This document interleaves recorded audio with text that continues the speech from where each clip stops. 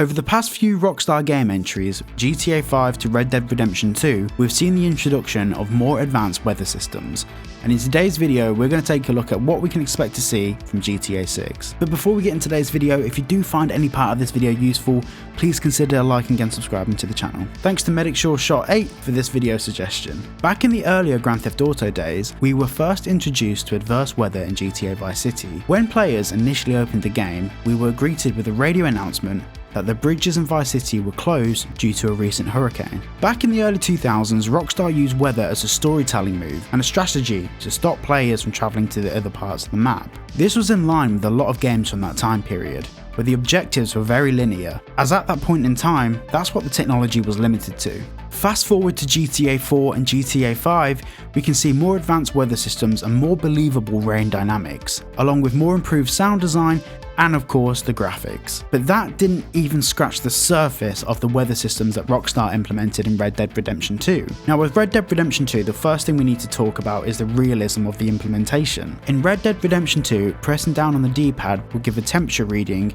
in either Celsius or Fahrenheit. The weather also determines what type of clothing a player should wear. Light clothing in cold climates will reduce the player's health, as will wearing heavy clothing in hot climates. This was the start of the relationship between the world's weather with the character's response to their environment. Red Dead Redemption 2 not only had rain, cloudy and overcast weather, but also added in dry thunderstorms, which is thunder without the rain. Alongside this, we had dust storms, snowstorms, alongside fog and mist. This gave us a new dynamic to gameplay in the game and showed excellent usage of volumetric effects, particularly in the case of realistic clouds. Now, this brings us on to Grand Theft Auto 6. In 2021, Rockstar Games had a job listing open for a VFX artist that could create realistic weather dynamics in combination with large-scale destruction mechanics. From the job listing, the impression was that the weather and large-scale destruction were closely related mechanics. This allows us to safely conclude that Rockstar are exploring the possibility of making weather destructive in the game. Now, rain can be destructive of course, but these coastal towns of the USA are known for the adverse weather conditions.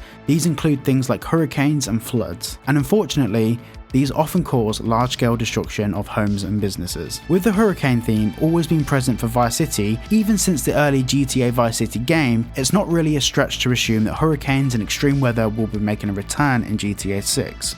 Now, as I mentioned earlier in the video about Red Dead Redemption 2 finding ways to link the weather with the character in the game, for example the clothes you're wearing being directly related to your character's health, it'd be very interesting to see how Rockstar Games implement this into GTA 6. As we can see from the trailer, dirt on characters' clothes looks far more realistic, and this begs the question, how will water, snow, dirt, whatever other elements we may have in the game, how will that affect you as a character whilst playing the game? Now in Grand Theft Auto 5, when you go into the water your character is wet, and when you come back out of the water they very quickly just miraculously dry off. In Red Dead Redemption 2 they tackled this by having more realistic drying times and aesthetics to the clothing. Clothing got dirty due to the environment around it, and we can safely assume that for GTA 6 Rockstar will use this implementation but expand upon it. So I for one am very interested to see how Rockstar Games take everything they've learned from Red Dead Redemption 2 and implement that into GTA 6. And something else we can see from the GTA 6 trailer is the way that Rockstar have implemented volumetric clouds, but also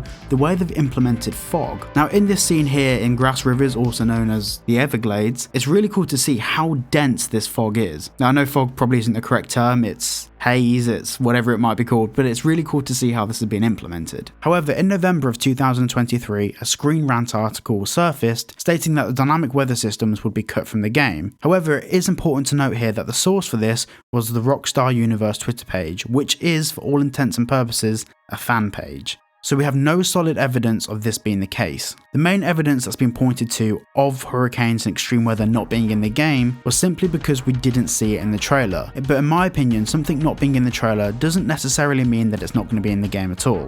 Another issue we have here is that when you Google hurricanes in GTA 6, there are articles from Sportskeeda and Gaming Bible all citing the same tweet from the Rockstar Universe Twitter page, but Rockstar Universe has not yet cited a source for this information, so in my opinion any evidence that has no source or no basis 9 out of 10 times can be discounted entirely. Now this isn't me trying to discredit Rockstar Universe or throw away his thoughts and opinions.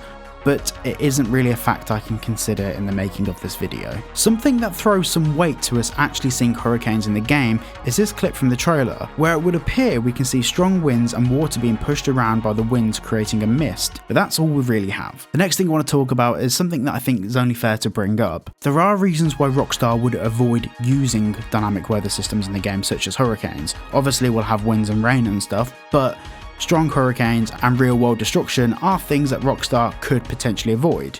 Now the main reasons for this is 1, time, effort, cost, money, etc. Obviously these aren't big factors for Rockstar because of how big they are, but they're still things that have to be considered. The next thing is sensitivity. You know, hurricanes destroy people's homes, and especially on the coastal areas of Florida, where this has literally taken away people's lives, their livelihood, their business, their homes, everything. It can be deemed somewhat insensitive to turn that into a fun characteristic in the game. Now I want to make it very clear here, I'm not saying it is insensitive. I understand there's a difference between art and reality, but it can be deemed as offensive to some people. So part of me does understand why they may avoid it. And the next thing, which I think is probably the most likely, dynamic weather systems such as hurricanes, severe rain, all of this sort of stuff, can be quite labour intensive for a GPU, especially in a games console. Now, I see a lot of people commenting on my videos that have, RTX 4090s and really nice PC builds. You've got to remember, Rockstar isn't making the game for those people. They are making the game that is most commercially viable, which is a game that will work on consoles. Now this game is releasing on PlayStation 5. From what we understand, it won't be the PS5 Pro, even though that's due to come out later this year. It will be releasing on the base model PlayStation 5. Now that means that there are some limitations in terms of what the game can process, and things like hurricanes and real world destruction is going to be quite labour intensive. Having a hurricane in the game that knocks down a building, and you've got all of these particulate effects, as well as fog, mist, rain, all of that is quite labour intensive. Now I know that the PS5 is a very capable console, and the same with the Xbox as well. They're both extremely capable consoles, but this is just my opinion. I think that GTA 6 is going to be stretching the limits of those consoles as it is. Never mind with all of these advanced weather systems. Obviously, you're all welcome to your opinion on this, and I do encourage you all to put it down in the comments down below. It's very interesting for me to see different opinions, and this is kind of like a bonus reason, a final reason. During 2020 to like 2021-ish sort of time, Rockstar's offices were pretty much closed because of the pandemic and other things like that. They have lost 2 years of development.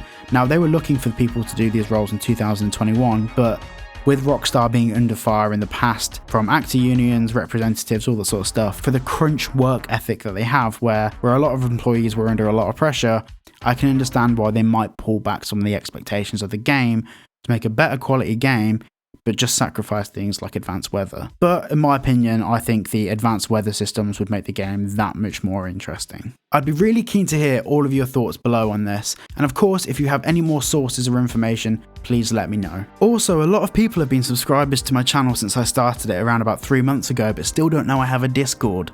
My Discord, my Instagram, everything is all linked down below, so if you want to join in the conversation, if you want to be part of the process that goes into making these videos, all you've got to do is join the Discord and leave a suggestion on the video ideas tab. That's all you've got to do.